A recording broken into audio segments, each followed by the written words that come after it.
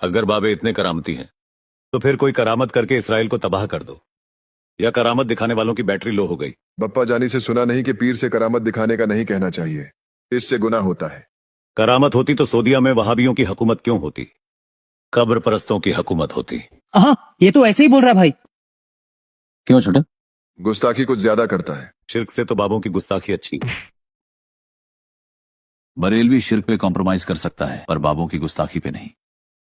समझा? हमारे बाबे साहबा और अहले बैत से भी ऊपर हैं। बाकी सब हजरत और हमारा बरेली वाला बाबा आला हजरत।